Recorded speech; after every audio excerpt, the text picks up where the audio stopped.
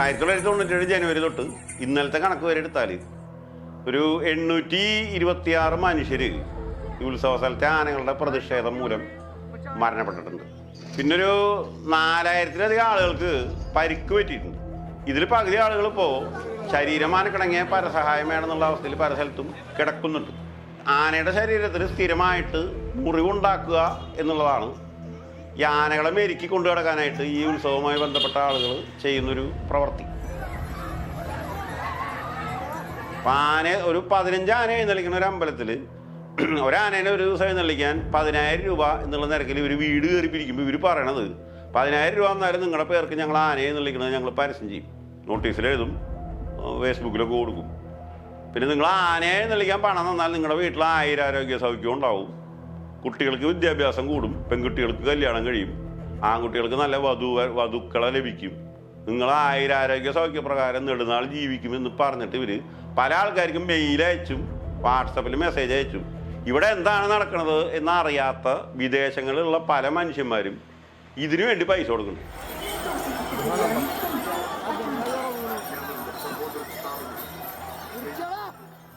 ഈ ആനകളെ ഉപയോഗിച്ച് ഭീകരമായിട്ടുള്ള പണപ്പിരിവ് നടത്തി അതിൻ്റെ മുകളിൽ ലക്ഷങ്ങൾ സമ്പാദിച്ച് കോടികളെ ലാഭം ഉണ്ടാക്കിയ ആളുകളാണ് ഇവിടുത്തെ രാഷ്ട്രീയ പാർട്ടിക്കാരും അവർക്ക് പിന്തുണ പാടുന്ന ഇവിടുത്തെ ഉത്സവ സംഘാടകർ.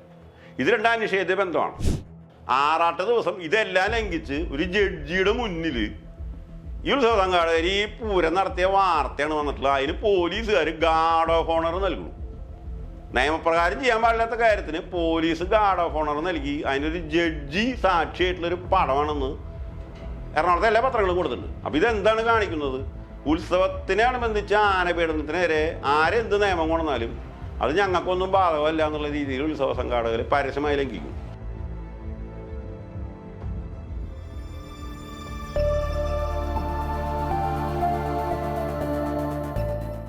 1997 തൊട്ടാണ് ഞാൻ ഈ ആന എഴുന്നള്ളിപ്പിൻ്റെ ഭീകരതയിലോട്ട് ശ്രദ്ധ തിരിക്കുന്നു, അതിനെതിരെ പ്രവർത്തിക്കുന്നു. അപ്പം അങ്ങനെ നമ്മൾ മൊത്തം ഈ ഇന്നലെ 1997 ജനുവരി തൊട്ട് ഇന്നലത്തെ കണക്ക് വരെ എടുത്താൽ ഒരു 826 മനുഷ്യർ ഈ ഉത്സവ സ്ഥലത്തെ ആനകളുടെ പ്രതിഷേധം മൂലം മരണപ്പെട്ടിട്ടുണ്ട്.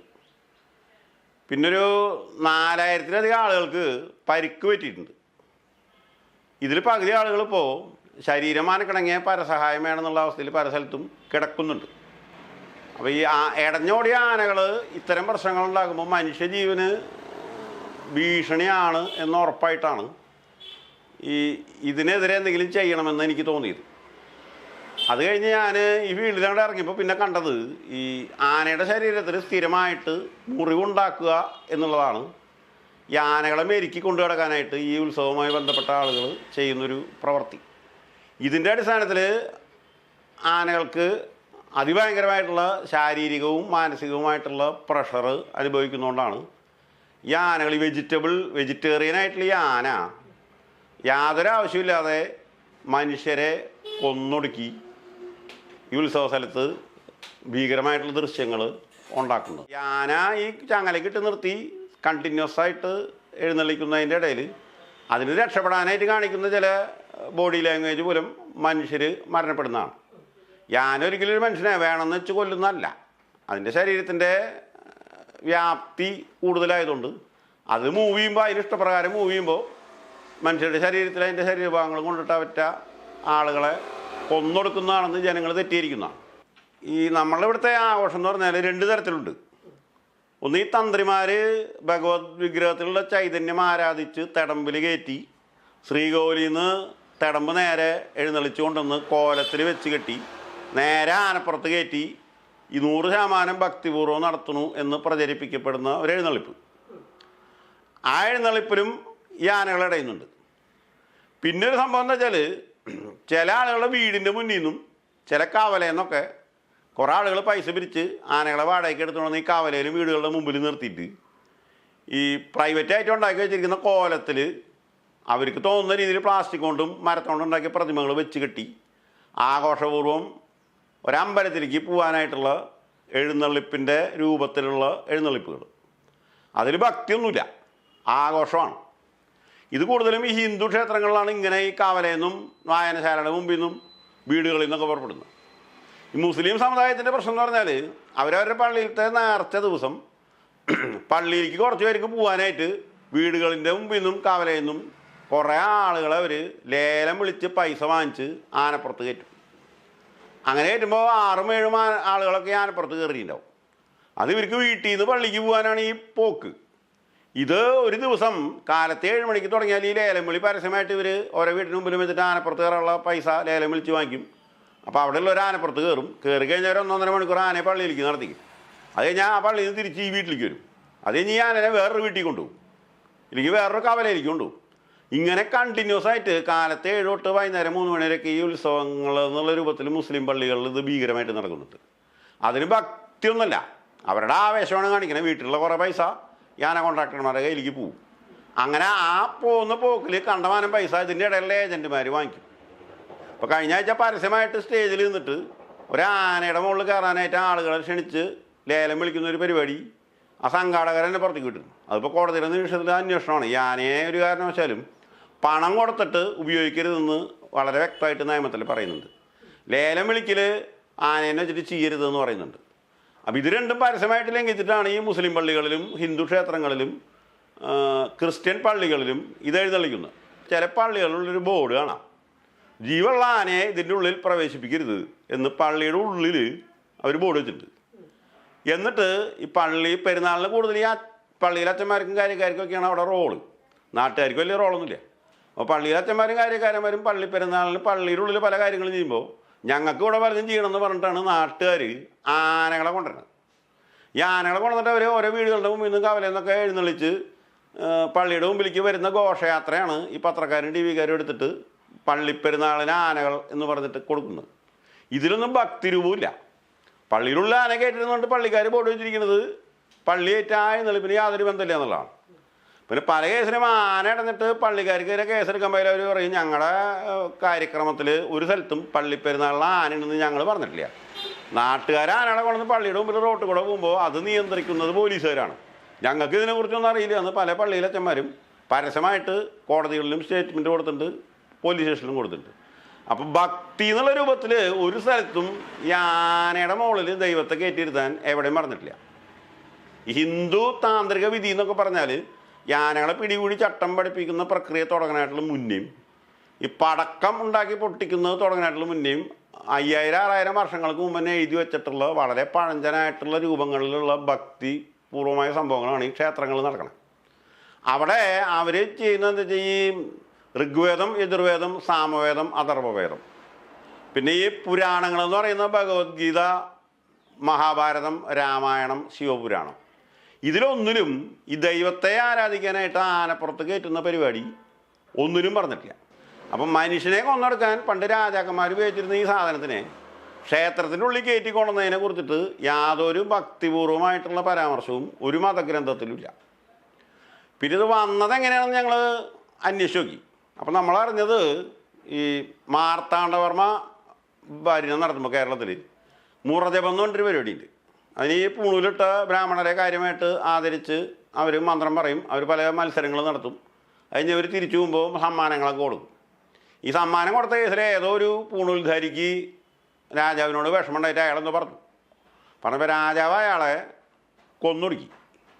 അയാളെ കൊന്നൊടുക്കിയപ്പോൾ അവിടെയുള്ള ഈ രാജാക്കന്മാരുടെ ജാതിയിലും ഈ ബ്രാഹ്മണരും അല്ലാത്ത ജ്യോത്സ്യന്മാരെ ഇടപെട്ടത് ഈ മഹാരാജാവ് ചെയ്തത് മഹാപാപമാണ്.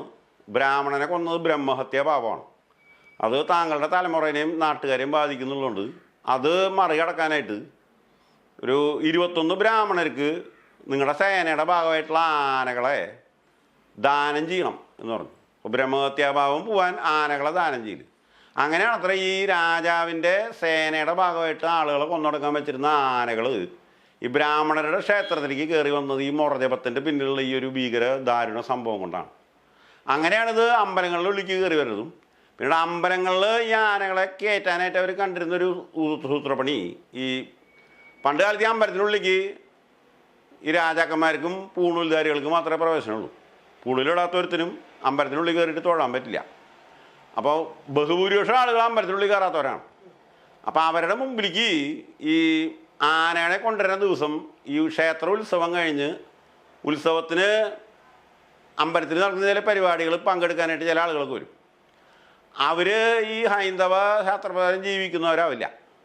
അപ്പോൾ അതുകൊണ്ട് അമ്പലം ആകെ മലിനപ്പെട്ട് കിടക്കുകയാണ്.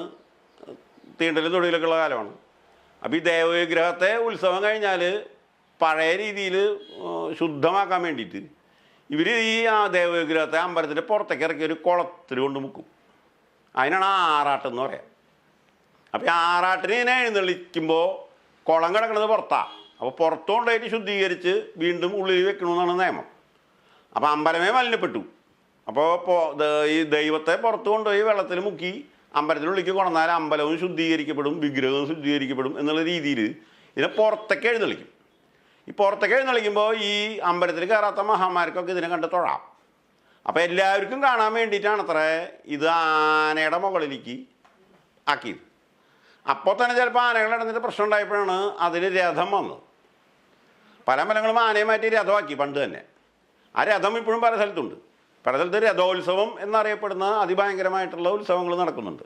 അവിടെ ഒന്നും ആനില്ല. ഇപ്പം ഇന്ത്യയിലെ ഏറ്റവും കൂടുതൽ 20 ലക്ഷം ആളുകളൊക്കെ വന്ന് കണ്ടുപോകുന്നതാണ് പുരിയിലത്തെ രഥോത്സവം. അവിടെ ഈ രഥോത്സവത്തിന് ഈ രഥം പോകുമ്പോൾ കണ്ടവാൻ ആൾക്കാർ പോകുന്നുള്ളതുകൊണ്ട് അവിടെ ഈ വഴിയിൽ പോലും മുകളിൽ ഇലക്ട്രിക് ലൈനില്ല, കിലോമീറ്ററോളം ഇല്ല. അവിടെയൊക്കെ ഒരിക്കലും ആനകൾ ഉപയോഗിച്ചിട്ട് അവർ രഥം തള്ളിക്കണ പോലും ഇല്ല. ആനയുടെ മുകളിലവരവിടെ ദൈവത്തെ എഴുന്നള്ളിക്കണില്ല. രഥമാണ്. അവരെല്ലാവരും രഥം ഉണ്ടാക്കും. ആ രഥത്തിനെ അവർ തന്നെ നീക്കും. മസിൽ പവർ കൊണ്ട് നീക്കാൻ പറ്റുന്നൊരു സാധനമാണ് രഥം. അപ്പോൾ കണ്ടമാനം പറഞ്ഞ ആൾക്കാർ പറഞ്ഞിടത്ത് വലിയ വലിയ രഥം ഉണ്ടാക്കിയിട്ട് ആളുകൾ കൊണ്ട് വലിപ്പിക്കും. പക്ഷേ കേരളത്തിലിപ്പോൾ കാണുന്നത് രഥോത്സവം നടത്തുന്ന അമ്പലത്തിലും ഈ രഥത്തെ തള്ളാൻ ആനയെ കൊണ്ടുപോയിട്ട് പല ഉത്സവ സംഘാടകരും ഞങ്ങളുടെ പരാതി പ്രകാരം പോലീസ് കേസെടുത്ത് ഇപ്പോൾ ക്രിമിനൽ കേസിന് വിധേയമായിക്കൊണ്ടിരിക്കുകയാണ്. അവർ മുഴുവൻ ഈ രഥോത്സവം കാണാൻ വേണ്ടി അന്യ രാജ്യത്തു നിന്ന് വരുന്ന ടെക്നോക്രാറ്റ്സാണ്. ഇത്രയും വിവരമുള്ള മനുഷ്യന്മാർ പോലും ആനയെ ഉപയോഗിച്ച് രഥം തള്ളി ആസ്വദിക്കാമെന്ന് വിചാരിക്കുന്നതിൻ്റെ പ്രധാന കാരണം ഈ ആന ഇവിടെ എന്ത് ചെയ്താലും ഇവിടുത്തെ സർക്കാർ ഒന്നും ആർക്കെതിരെ നടപടി എടുക്കാത്ത രീതിയിൽ ഈ രാഷ്ട്രീയക്കാരും ഉത്സവ സംഘാടകരും തമ്മിൽ അതിശയത്തെ ബന്ധമുണ്ട്. അതിൻ്റെ പ്രധാന കാരണം പണമാണ്. ഈ ആനയെ കാണിച്ച് പണം പിരിക്കാൻ ഉത്സവ സംഘാടകർക്ക് എളുപ്പം പറ്റും. അപ്പം ഒരു 15 ആന എഴുന്നള്ളിക്കുന്ന ഒരു അമ്പലത്തിൽ ഒരാനേനെ ഒരു ദിവസം എഴുന്നള്ളിക്കാൻ 10,000 രൂപ എന്നുള്ള നിരക്കിൽ ഇവർ വീട് കയറി പിരിക്കുമ്പോൾ ഇവർ പറയണത് 10,000 രൂപ എന്നാലും നിങ്ങളുടെ പേർക്ക് ഞങ്ങൾ ആനയെ എഴുന്നള്ളിക്കുന്നത് ഞങ്ങൾ പരസ്യം ചെയ്യും, നോട്ടീസിലെഴുതും, ഫേസ്ബുക്കിലൊക്കെ കൊടുക്കും. പിന്നെ നിങ്ങൾ ആനയെ എഴുന്നള്ളിക്കാൻ പണം തന്നാൽ നിങ്ങളുടെ വീട്ടിൽ 1000 ആരോഗ്യ സൗഖ്യം ഉണ്ടാവും, കുട്ടികൾക്ക് വിദ്യാഭ്യാസം കൂടും, പെൺകുട്ടികൾക്ക് കല്യാണം കഴിയും, ആൺകുട്ടികൾക്ക് നല്ല വധുക്കളെ ലഭിക്കും, നിങ്ങൾ 1000 ആരോഗ്യ സൗഖ്യപ്രകാരം നെടുനാൾ ജീവിക്കുമെന്ന് പറഞ്ഞിട്ട് ഇവർ പല ആൾക്കാർക്കും മെയിൽ അയച്ചും വാട്സപ്പിൽ മെസ്സേജ് അയച്ചും ഇവിടെ എന്താണ് നടക്കുന്നത് എന്നറിയാത്ത വിദേശങ്ങളിലുള്ള പല മനുഷ്യന്മാരും ഇതിനു വേണ്ടി പൈസ കൊടുക്കുന്നുണ്ട്. പിന്നെ 15 ആനയെ നൽകി ഇമ്മാതിരി പരിപാടി നടത്തുമ്പോൾ ഒരു 1500 ആനയെ നൽകാനായിട്ട് കൊടുക്കാവുന്ന വാടക ഇവരുടെ കിട്ടും. അപ്പോൾ ഈ കിട്ടുന്ന വരുമാനവും ആനയെ നൽകാനായിട്ട് കൊടുക്കുന്ന വാടകയും തമ്മിലുള്ള ചിലവ് ഹ്യൂജ് പ്രോഫിറ്റാണ്. ഈ ഹ്യൂജ് പ്രോഫിറ്റ് എടുത്തിട്ടാണ് ഇവർ ഈ പഞ്ചഭൂതങ്ങളിൽ അധിഷ്ഠിതമായി പണ്ട് നടത്തിയിരുന്ന അമ്പലപ്പറമ്പിനെ പഞ്ചഭൂതങ്ങളൊന്നും ഇല്ലാത്ത കോൺക്രീറ്റ് കാടാക്കി മാറ്റുന്നു. ഇപ്പോൾ ഏത് അമ്പലത്തിൽ പോയി നോക്കിയാലും നമുക്ക് കാണാം, പള്ളിയിലും കാണാം, കല്യാണ മണ്ഡപം ഉണ്ടാവും. ഈ കല്യാണ മണ്ഡപം ഉണ്ടാക്കിയിട്ടുള്ളതിൻ്റെ പ്രധാന സോഴ്സ് അവിടെ ആന ഉപയോഗിച്ച് പണം പിരിച്ചതിൻ്റെ ബാക്കിയാണ്. പിന്നെ ഇവർക്കൊക്കെ ഫ്ലാറ്റ് നിർമ്മാണമുണ്ട്, കെട്ട് നിർമ്മാണമുണ്ട്. ഈ കാവുകളായി മാറിയിരുന്ന എല്ലാ അമ്പലങ്ങളും ഇപ്പോൾ നോക്കിയാൽ കോൺക്രീറ്റ് കാടുകളാണ്. ഇത്തരത്തിൽ ഈ ആനകളെ ഉപയോഗിച്ച് ഭീകരമായിട്ടുള്ള പണപ്പിരിവ് നടത്തി അതിൻ്റെ മുകളിൽ ലക്ഷങ്ങൾ സമ്പാദിച്ച് കോടികളെ ലാഭം ഉണ്ടാക്കിയ ആളുകളാണ് ഇവിടുത്തെ രാഷ്ട്രീയ പാർട്ടിക്കാരും അവർക്ക് പിന്തുണ പാടുന്ന ഇവിടുത്തെ ഉത്സവ സംഘാടകരും. ഇത് രണ്ടാം നിഷേധ ബന്ധമാണ്. ഇപ്പോൾ കേന്ദ്രത്തിൽ BJP വന്നപ്പോൾ നിരവധി BJP കെയർ ഓഫിലുള്ള അമ്പലങ്ങളിൽ മുന്നില്ലാത്ത രീതിയിൽ ഉത്സവങ്ങൾ വരുന്നുണ്ട്. ഈ കേരളം കോൺഗ്രസ് ഭരിച്ചാലും ഇടത് ഭരിച്ചാലും ചില പൂരങ്ങളുടെ ഉള്ളിൽ കയറി വീട്ടുകളിൽ കയറി പിരിക്കുന്നത് ഇടത് ഭരിക്കുമ്പോൾ ഇടതുകാരായിരിക്കും, കോൺഗ്രസ് ഭരിക്കുമ്പോൾ കോൺഗ്രസ്സുകാരായിരിക്കും. മുസ്ലിം ലീഗിന് ഇതിൽ പങ്കുണ്ട്, NSSന് പങ്കുണ്ട്, SNDPക്ക് പങ്കുണ്ട്, പുലയ മഹാസഭയ്ക്കടക്കം ഇതിനെക്കുറിച്ചിട്ട് പണം ഉണ്ടാക്കാൻ പറ്റിയ സാധനമാണ് ആന എന്നറിയാം. ഇപ്പോൾ ശ്രീനാരായണ ഒരു ആനയെ ഉപയോഗിക്കരുത്, വെടിക്കെറ്റ് പൊട്ടിക്കരുത് എന്ന് പറഞ്ഞാലും SNDPയുടെ പല അമ്പലങ്ങളിലും ആനകൾ ഉപയോഗിച്ച് വൻതോതിൽ പണം പിരിച്ചവർ ആനയെ കൊണ്ടുവന്ന് ആ പണം പിരിച്ചതിലത്തെ ബാക്കി ഉപയോഗിച്ചിട്ട് അവർ പല പ്രൈവറ്റ് കാര്യങ്ങളും ചെയ്യുന്നുണ്ട്. അപ്പോൾ ഇത് കാണിക്കുന്നത് എന്താ വെച്ചാൽ ഈ ആന ഉപയോഗിച്ച് പണം പിരിക്കാം, ആന ചത്തുപോയ പോട്ടെ എന്നുള്ള രൂപത്തിൽ ഇവർ കളിച്ച് 1997 ഞാൻ ഇതിന് പ്രവർത്തനം തുടങ്ങുമ്പോൾ 1210 ആനകളുണ്ടായിരുന്നു. 97 മുതൽ ഇപ്പോൾ ഈ കഴിഞ്ഞ ആഴ്ച വരെയുള്ള കണക്കെടുപ്പ് പ്രകാരം 343 നാട്ടാനി ഇപ്പോൾ കേരളത്തിലുള്ളൂ. അങ്ങനെ പറയുമ്പോൾ ഈ 343 ആനകളെ ഉപയോഗിച്ചിട്ട് ഇവർ ഒരു തരിമ്പ് കുറച്ച് പോലും വിശ്രമം കൊടുക്കാതെ ഒരു ദിവസം പല സ്ഥലത്ത് എഴുന്നള്ളിക്കും. ഈ ആനയുടെയും ആളുകളുടെ ഇടയിൽ 3 മീറ്റർ ഗ്യാപ്പാണ് ഇപ്പോൾ ഈ അവിടുത്തെ മനുഷ്യന്മാർ തീരുമാനിച്ചിട്ടുള്ളത്. ഹൈക്കോടതിയിലത്തെ ഒരു ഡിവിഷൻ ബെഞ്ച് ആനകളുടെ ആളുകളുടെ ഇടയിൽ 8 മീറ്റർ ഗ്യാപ്പ് വേണമെന്ന് പറഞ്ഞു. ആനകളുടെ പള്ളഭാഗങ്ങൾ തമ്മിൽ 3 മീറ്റർ ഗ്യാപ്പ് വേണമെന്ന് പറഞ്ഞു. ആനകളും പന്തം പിടിച്ചവരും തമ്മിൽ 5 മീറ്റർ ഗ്യാപ്പ് വേണമെന്ന് പറഞ്ഞു. ഇത്രയൊക്കെ പറഞ്ഞതെന്ന് വെച്ചാൽ ഈ ആന എന്തെങ്കിലും പ്രശ്നം ഉണ്ടാക്കിയാൽ മറ്റാനയുടെ മേത്ത് തട്ടാതെയോ ജനങ്ങളുടെ ഇടയിലേക്ക് ആന പോവാതെയോ ആനയെ അവിടെ നിന്ന് തിരിച്ചു കൊണ്ടുപോകാനാണ് ഈ ഹൈക്കോടതിയിലത്തെ ഡിവിഷൻ ബെഞ്ച് ഈ ഉത്തരവിട്ടത്. ഈ ഉത്തരവിട്ട് കഴിഞ്ഞാൽ ഇത് ഉത്തരവിടാൻ കാരണം ഇതിനെക്കുറിച്ചിട്ട് ഞങ്ങൾ 2022 സുപ്രീം കോടതിയിൽ ഒരു പെറ്റീഷൻ കൊടുത്തു. സുപ്രീം കോടതിയിൽ ഓൾറെഡി 25 സംസ്ഥാനങ്ങൾക്ക് നോട്ടീസ് അയച്ചിട്ടുള്ളൊരു കേസ് നിൽക്കുന്നുണ്ട് കേരളത്തിലത്തെ ആന വിഷയത്തിൽ. ഇത്രയും സംസ്ഥാനങ്ങൾക്ക് നോട്ടീസ് അയക്കാൻ കാരണം അത്രയും സംസ്ഥാനങ്ങളിൽ നിന്ന് അനധികൃതമായിട്ട് കൊണ്ടുവന്ന ആനകളാണ് ഇവിടെ ഉള്ളതെന്ന് കോടതിക്ക് മനസ്സിലായിട്ടാണ്. ആ കേസിൽ 2018 ഓൾ ഇന്ത്യ ലെവലിൽ നാട്ടാനകളുടെ സെൻസസ് എടുത്തപ്പോൾ കേരളത്തിൽ 521 നാട്ടാനകളുണ്ടെന്നും അതിൽ 13 വനം വകുപ്പിൻ്റെ എലിഫൻസിനും 19 പ്രൈവറ്റ് എലിഫൻസിനും മാത്രമേ ഓണർഷിപ്പ് സർട്ടിഫിക്കറ്റിലുള്ളൂ. ബാക്കി 3 ഡിജിറ്റ്സ് ആയിട്ടുള്ള ഫിഗേഴ്സിലുള്ള ആനകൾ ഇവിടെ ഓണർഷിപ്പ് സർട്ടിഫിക്കറ്റ് ഇല്ലാണ്ടായി എന്ന് പറഞ്ഞോടുകൂടിയിട്ട് സുപ്രീം കോടതി ആ കേസ് പിന്നെ പരിഗണിച്ചിട്ടില്ല. അതങ്ങനെ 2017 തൊട്ട് 18 കഴിഞ്ഞ പിന്നെ പരിഗണിക്കണ്ട. ഇപ്പോൾ ഞാനൊരു ഐ എ വെച്ചു. അതായത് കേരളത്തിൽ നിയമപ്രകാരം പറയുന്ന കാര്യങ്ങളൊക്കെ ലംഘിച്ചിട്ടാണ് ഇവിടെ ആനകളെ നൽകുന്നത്. ആനകൾ ചത്തുപോകുന്നു, ആനകളുടെ ആക്രമണത്തിൽ ആളുകൾ ചത്തുപോകുന്നു. അതുകൊണ്ട് നിയമപ്രകാരം ആനേനെ എഴുന്നള്ളിക്കുന്നത് ലംഘിക്കുന്നവർക്ക് നടപടി എടുക്കാത്ത കേരള സർക്കാരിൻ്റെ ഈ തരികിട മൂലം ആനകൾക്കും ജനങ്ങൾക്കും ബുദ്ധിമുട്ടുണ്ട്. അതുകൊണ്ട് കേരളത്തിലത്തെ ആന എഴുന്നള്ളിപ്പ് നിരോധിക്കണം എന്നാവശ്യപ്പെട്ട് ഞങ്ങളൊരു കേസ് കൊടുത്തു. ഒന്നില്ലെങ്കിൽ നിയമപ്രകാരം നടത്തുക, അല്ലെങ്കിൽ നിരോധിക്കുക. അപ്പോൾ സുപ്രീം കോടതി പറഞ്ഞത് ഇവിടെ ചെയ്താൻ പറ്റില്ല, നിങ്ങൾ കേരള ഹൈക്കോടതിയിലേക്ക് പോകുന്നു. അപ്പം തന്നെ ഞങ്ങൾ 2022 ഡിസംബറിൽ തന്നെ കേരള ഹൈക്കോടതിയിൽ കേസ് ഫയൽ ചെയ്തു. അത് കഴിഞ്ഞിട്ട് അവർ ഇത്രയും കാലം, അതായത് നവംബർ 13 വരെ ഹൈക്കോടതി സർക്കാരിനോട് പലവിധ കാര്യങ്ങൾ ചോദിച്ചു. അതിലൊന്ന് ഈ 2013 നാട്ടാന പരിപാലന നിയമത്തിൽ ആനകൾ തമ്മിൽ മതിയായ അകലം വേണമെന്ന് മാത്രമേ പറഞ്ഞിട്ടുള്ളൂ. ആനകളും ജനങ്ങളും തമ്മിൽ മതിയായ അകലം എന്ന് പറഞ്ഞിട്ടുള്ളൂ. ഇത് സ്ട്രിക്റ്റ് ചെയ്ത് പറഞ്ഞിട്ടില്ല. അപ്പോൾ ഇത് സ്ട്രിക്റ്റ് ചെയ്ത് കോടതി പറഞ്ഞപ്പോഴാണ് ഈ ആനകളുടെ പള്ളഭാഗങ്ങൾ തമ്മിൽ 3 മീറ്റർ ഗ്യാപ്പ് വേണമെന്നും ആനകളുടെയും ജനങ്ങളുടെ ഇടയിൽ 8 മീറ്റർ ഗ്യാപ്പ് വേണമെന്നും ആനകളും പന്തം പിടിച്ചവരുടെ ഇടയിൽ 5 മീറ്റർ ഗ്യാപ്പ് വേണമെന്നൊക്കെ പറഞ്ഞു. ഇത് വന്നതോടുകൂടിയിട്ട് ഇവിടുത്തെ പൂരക്കാർ പറഞ്ഞു, ഇങ്ങനെ പൂരം നടത്തി കഴിഞ്ഞാൽ ആനകളുടെ എണ്ണം കുറയ്ക്കേണ്ടി വരും, പൂരം നടത്തില്ല എന്ന് പറഞ്ഞു. ഇതിൻ്റെ കാരണം വെച്ചാൽ ഈ ആനകളുടെ എണ്ണം കുറഞ്ഞാൽ ഇവരുടെ പോക്കറ്റിലേക്ക് പോകുന്ന ഈ സ്പോൺസർഷിപ്പ് കാശ് കുറയും. അത് കുറഞ്ഞ് കഴിഞ്ഞാൽ ഇവർ പണ്ടുണ്ടാക്കി വെച്ചിട്ടുള്ള ബാധ്യതകൾ അടയ്ക്കാനായിട്ട് ആനകൾ ഉപയോഗിച്ച് പൈസ ഉണ്ടാക്കാൻ പറ്റില്ല. നിരവധി അമ്പലങ്ങൾക്ക് പലവിധ ബാധ്യതകളുണ്ട്. അത് വീട്ടാനായിട്ട് ബാങ്കിൽ പൈസ അടയ്ക്കാൻ അവർ കാണുന്നൊരു എളുപ്പ വഴിയാണ് ഈ ആനകളുടെ അണിനിരത്തലും അതിൽ നിന്നുള്ള സ്പോൺസർഷിപ്പ് കാശ് ഉപയോഗിക്കണം. ഇതിൻ്റെ മുകളിൽ പിടി വരുന്ന പറഞ്ഞപ്പോൾ ഇവരെല്ലാവരും കൂടി സുപ്രീം കോടതിയിൽ പോയി. 1 മാസം കഴിഞ്ഞപ്പോൾ സുപ്രീം കോടതിയിൽ ഇവർ വെച്ചിട്ട് പറഞ്ഞു, ഇങ്ങനെ പറഞ്ഞു കഴിഞ്ഞാൽ ഞങ്ങൾക്കിത് പൂരം നടത്താൻ പറ്റില്ല, മാത്രമല്ല ഇങ്ങനെ ഒരു ഉത്തരവ് സർക്കാർ ഇറക്കിയിട്ടില്ല എന്ന് പറഞ്ഞു. അപ്പോൾ ഹൈക്കോടതി പറഞ്ഞ സംഭവം 20 ദിവസം കഴിഞ്ഞിട്ടും ഉത്തരവ് ഇറങ്ങാത്തതിനാൽ ഇങ്ങനൊരു നിയമം കേരളത്തിലില്ല, നിയമമില്ലാത്ത പരിപാടി ചെയ്യാൻ പറ്റില്ല എന്ന് പറഞ്ഞിട്ട് സുപ്രീം കോടതി അത് സ്റ്റേ ചെയ്തു. ആ സ്റ്റേ ചെയ്ത് കഴിഞ്ഞാൽ പിന്നെ ആണ് നിരവധി ആനയിടയലുകൾ കേരളത്തിലുണ്ടായിട്ടുള്ളത്. ഈ സ്റ്റേ ചെയ്തത് ഡിസംബർ 19 ഡിസംബർ 20 തൊട്ട് ഇവിടെ നടക്കണം. എന്താ വെച്ചാൽ ആനകളെ എങ്ങനെയാണ് വേണമെങ്കിൽ എഴുന്നള്ളിക്കാം. സുപ്രീം കോടതി എല്ലാറ്റിനും അനുമതി കൊടുത്തിട്ടുണ്ട്, എന്ത് വേണമെങ്കിൽ ചെയ്തോ എന്നുള്ള രീതിയിലുള്ള പെർമിഷനാണ് ഇത് കൊടുത്തതെന്നും പറഞ്ഞിട്ട് TV മാധ്യമങ്ങളിൽ വാർത്ത വന്നുകൊണ്ടിട്ട് നമ്മൾ ഏത് നിയമം നോക്കാൻ പോയാലും ആരും പാലിക്കണമെന്നില്ല. ഇതിൻ്റെ ഇടയിലാണ് ഈ എറണാകുളം കളക്ടർ മീറ്റിംഗ് വിളിച്ചു കൂട്ടിയിട്ട് ഒരു തീരുമാനം എടുത്തു. അതിൻ്റെ കാരണം വെച്ചാൽ ഹൈക്കോടതിയിൽ സർക്കാർ ഒരു സ്റ്റേറ്റ്മെൻറ്റ് വെച്ചു. ഈ ആളുകളുടെയും ആനകളുടെയും മേളക്കാരുടെയും ആനകൾ തമ്മിലുള്ള ഗ്യാപ്പ് തീരുമാനിക്കാൻ ജില്ലാ കളക്ടർമാർക്ക് സർക്കാർ അധികാരം കൊടുക്കണമെന്ന് പറഞ്ഞൊരു സ്റ്റേറ്റ്മെൻറ്റ് ഈ കോടതിയിൽ ജനുവരി 21 സർക്കാർ വെച്ചു.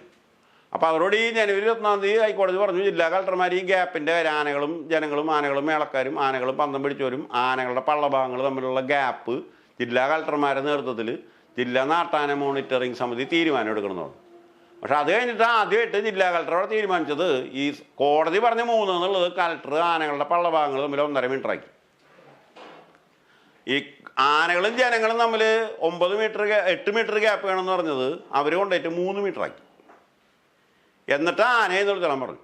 പക്ഷേ ഇതിൻ്റെ പടം എന്ന് പത്രത്തിൽ വന്നിട്ടുള്ളത് ആറാട്ട് ദിവസം ഇതെല്ലാം ലംഘിച്ച് ഒരു ജഡ്ജിയുടെ മുന്നിൽ ഈ ഉത്സവ സംഘാടകർ ഈ പൂരം നടത്തിയ വാർത്തയാണ് വന്നിട്ടുള്ളത്. അതിന് പോലീസുകാർ ഗാർഡ് ഓഫ് ഓണർ നൽകുന്നു.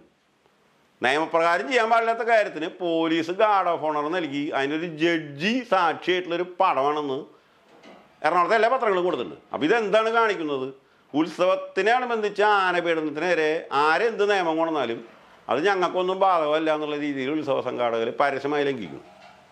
അവിടെ നിൽക്കണവർ സേഫായിട്ട് നിൽക്കണേ. പക്ഷേ ആന അവിടെ നിന്ന് നീങ്ങിയ പലതും ഉണ്ടാവും. അങ്ങനെ നീങ്ങണ കാഴ്ചകളാണ് ഇപ്പോൾ നമ്മൾ കഴിഞ്ഞ ഒരൊറ്റ ആഴ്ചയിൽ ഇന്നലത്തോടുകൂടി 12 ആനകളാണ് നടന്നിട്ടുള്ളത്. ഇന്നലെ ആനയുടെ അമ്പലത്തിൽ എഴുന്നള്ളിക്കാൻ വന്ന ആന പത്തനംതിട്ടയിലത്തെ ആനയാണ്. അതിൻ്റെ പേര് തടത്താവള ശിവൻ. ഇതിൻ്റെ കോൺട്രാക്ടർ എന്ന് പറഞ്ഞാൽ ഇന്ത്യ സർക്കാർ ആന സംരക്ഷണത്തിന് വേണ്ടി ഉണ്ടാക്കിയിട്ടുള്ള BJPയുടെ കെയർ ഓഫിലുള്ള ആന സംരക്ഷണ സമിതി ഉണ്ട്. അതിലംഗമാണ് ഇയാൾ ഈ തിരുവനന്തപുരത്തിനടുത്തൊരു സ്ഥലത്ത് തെരഞ്ഞെടുപ്പിന് നിന്നിട്ട് തോറ്റിട്ടുള്ള കക്ഷിയാണ്. BJPയുടെ സ്വന്തം ആളാണ്. അവൻ ഈ മതമുള്ള ആനയെ ലോറി കയറ്റി ഈ തൃശ്ശൂർ ജില്ലയിൽ ഇന്നലെ കൊണ്ടുവന്നിട്ട് എഴുന്നള്ളിക്കുമ്പോൾ ഈ ആന കോലം കയറ്റി കുറച്ച് കഴിഞ്ഞപ്പോൾ ഈ ആന ഇടന്നിട്ട് അതിൻ്റെ മുകളിലിരുന്ന മേശാന്തിനെ രക്ഷിച്ചത് ദൈവമല്ല. ഈ ആന ഇങ്ങനെ നിരങ്ങി തൊട്ടടുത്ത വീട്ടിൻ്റെ ടോയ്ലറ്റിൻ്റെ മുകളിൽ പോയി നിന്നപ്പോൾ ഇയാൾ മുണ്ടൊക്കെ വളച്ചുകൂത്തി ആനയുടെ മുകളിൽ നിന്ന് ഈ ദൈവവിഗ്രഹം എടുത്തിട്ട് ഈ ടോയ്ലറ്റിൻ്റെ മുകളിലേക്ക് ചാടി. അങ്ങനെ ചാടിയിട്ടാണ് ഇയാൾ രക്ഷപ്പെടുന്നത്. അതെല്ലാം TV-കാരും പുറത്തേക്ക് എടുത്ത് കാണിച്ചിട്ടുണ്ട്. ഇതിങ്ങനെ കാണുമ്പോൾ ഇന്നലെ വൈകുന്നേരം പട്ടാമ്പി നേർച്ച മുസ്ലിങ്ങളുടെ പരിപാടിയാണ്. അവർ യാതൊരു ഭക്തിപൂർവ്വമായിട്ടുള്ള പരിപാടി നടത്താതെ ആനകളെ റോട്ട് കൂടെ തോന്നിമാരി നടത്തുകയാണ്. പട്ടാമ്പി പോലീസിന് മുമ്പിൽ കൂടെയാണ് ഈ പരിപാടികൾ മുഴുവൻ അനധികൃതമായിട്ട് നടക്കുന്നത്. ഇതിന് പോലീസുകാർ സാക്ഷികളാണ്. അവരൊന്നും ചെയ്യുന്നില്ല. രാത്രി ഒരു ആന ഇടഞ്ഞു, ആനകളുടെ ഇടയിൽ കൂടെ വേറെ ആന ഇടഞ്ഞു ഓടുന്ന സീനാണ് ഇപ്പോൾ പുറത്തിട്ട് വന്നിട്ടുള്ളത്. അപ്പോൾ ഈ ആനകളെ ശരിക്കും ഹൈക്കോടതി പറഞ്ഞ നിയമപ്രകാരം എഴുന്നള്ളിക്കുകയാണെങ്കിൽ കാലത്ത് 6 മുതൽ 9 വരെ എഴുന്നള്ളിക്കാം, വൈകിട്ട് 5 മുതൽ 3 മണിക്കൂർ എഴുന്നള്ളിക്കാം. ഇത്രമാത്രം ഹൈക്കോടതി ഇപ്പോൾ പുതിയ നിയമത്തിൽ സമയക്രമം പറഞ്ഞിട്ടുള്ളൂ. നമ്മളിവിടെ കാണുന്നത് എന്താ വെച്ചാൽ കാലത്ത് 6 മണിക്ക് തുടങ്ങുന്ന എഴുന്നള്ളിപ്പ് ഉച്ചയ്ക്ക് 2-3 മണി വരെ നീളും. ചില സ്ഥലത്ത് 11 മണിക്ക് എഴുന്നള്ളിപ്പ് തുടങ്ങിയിട്ട് രാത്രി 8 മണി വരെ നീളും. ഇതൊക്കെ ചെയ്യുമ്പോൾ ഈ 2012 നാട്ടാന പരിപാടി നിയമത്തിൽ പറഞ്ഞിട്ടുള്ളത് കണ്ടിന്യൂസ് ആയിട്ട് ആനകളെ 6 മണിക്കൂർ കൂടുതൽ എഴുന്നള്ളിക്കരുത് എന്ന് പറഞ്ഞിട്ട് നിയമപ്പുണ്ട്. അത് ലംഘിച്ചിട്ട് പിന്നെ വേണമെങ്കിൽ ഈ 6 മണിക്കൂർ എന്നുള്ളത് 2 പ്രാവശ്യമാക്കാം. 4 മണിക്കൂർ എഴുന്നള്ളിച്ച ആനയ്ക്ക് 12 മണിക്കൂർ റെസ്റ്റ് കൊടുത്തിട്ട് പിന്നീട് 4 മണിക്കൂർ വീണ്ടും അതേ ദിവസം എഴുന്നള്ളിക്കാം എന്ന് പറയും. ഇതും ലംഘിക്കപ്പെടുകയാണ്. പരസ്യമായിട്ട് ലംഘിക്കപ്പെടുന്ന സംഭവം 11 തൊട്ട് 3 മണി വരെയുള്ള സമയത്ത് ഓപ്പൺ എയറിൽ ആനകളെ എഴുന്നള്ളിക്കരുത് എന്നുള്ള നിയമം പരസ്യമായിട്ട് ലംഘിക്കുന്നു. അപ്പോൾ ഇതൊക്കെ മാധ്യമങ്ങളിൽ വാർത്ത വരണപ്പോഴത്തേത് ആന ഇടഞ്ഞ് ആരെങ്കിലും കൊല്ലുമ്പോഴാണ് ഈ വാർത്തകൾ വരുന്നത്.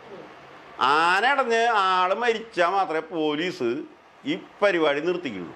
അത് ഭീകരമായിട്ടുള്ളൊരു പ്രശ്നമാണ്. ഇപ്പോൾ കഴിഞ്ഞ ആഴ്ച ഒരു എളവള്ളി എന്ന് പറഞ്ഞൊരു സ്ഥലമുണ്ട്. അവിടെ പൈങ്കണ്ണിയൂർ ഭഗവതി ക്ഷേത്രം എന്ന് പറഞ്ഞൊരു ക്ഷേത്രമുണ്ട്. അപ്പോൾ അവരവിടെ പരസ്യമായിട്ട് പറഞ്ഞ് നോട്ടീസ് അടിച്ച് ആനകളെ എഴുന്നള്ളിക്കാനായിട്ട് പൈസ പിരിച്ചിരുന്നപ്പോൾ ആ നോട്ടീസിൽ പേരുള്ള 3 ആനയുണ്ട്. ഇത് 3 തൃശ്ശൂർ ജില്ലയിലത്തല്ല. അപ്പോൾ നമ്മൾ ഈ നോട്ടീസ് കണ്ടപ്പോൾ ഈ തൃശ്ശൂർ ജില്ലയിലത്തെ ആനകൾ ഇങ്ങനെ എഴുന്നള്ളിക്കുന്നതെന്ന് അന്വേഷിച്ചപ്പോൾ അവരാണ് ഇവരായിട്ട് കോൺട്രാക്ട് എടുത്തിട്ടുള്ളത് ആനേനെ കൊണ്ടുവരാൻ. അപ്പോൾ നമ്മൾ ഇതിനെക്കുറിച്ചിട്ട് കുറേ പരാതി കൊടുത്ത് കഴിഞ്ഞ് പൂരത്തിനാണ് അവിടെ വന്നത് വേറെ 3 ആനകൾ. അത് നമ്മൾ പരാതി കൊടുത്തു കാലത്ത് തന്നെ. എന്നിട്ട് പോലീസ് മനപ്പോൾ ഒന്നും ചെയ്യില്ല. ഉച്ചയ്ക്ക് ഒരു 2 മണി കഴിഞ്ഞപ്പോൾ ഇതിലൊരു ആന ഇടഞ്ഞോടി ഒരാളെ ചവിട്ടി കൊന്നു, വേറെ ആളെ ചവിട്ടി അയാളിപ്പോൾ മരിച്ചു എന്നും പറയണ്ടില്ല എന്നും പറയുന്നുണ്ട്. ഇത്രയൊക്കെ നടന്നപ്പോൾ പോലീസുകാർ 3 മണിയാകുമ്പോഴേക്കും അവിടെ പോയിട്ട് നിങ്ങൾ രേഖകൾ എടുക്കുക, നിങ്ങൾക്ക് ആനേനെ നൽകി അനുവാദം തന്നെ ജില്ലാ കളക്ടർ അനുമതി തന്നിട്ട് എല്ലാ രേഖ എടുക്കുന്നു പറഞ്ഞു. ഇവരിൽ യാതൊരു രേഖയില്ല. അപ്പോൾ പരസ്യമായിട്ട് നിയമം ലംഘിക്കാനായിട്ട് നമ്മൾ മുൻകൂട്ടി വിവരം കൊടുത്താലും ലംഘനത്തിൽ ഇടപെടണമെങ്കിൽ അവിടെ മനുഷ്യൻ മരിക്കണം. മനുഷ്യൻ മരിച്ച കാഷ്വാലിറ്റി ഉണ്ടായാലേ പോലീസുകാരും ഫോറസ്റ്റുകാരും ഇടപെടുന്നുള്ളൂ. ഇത് ഭീകരമായിട്ടുള്ള നിയമലംഘനമാണ്.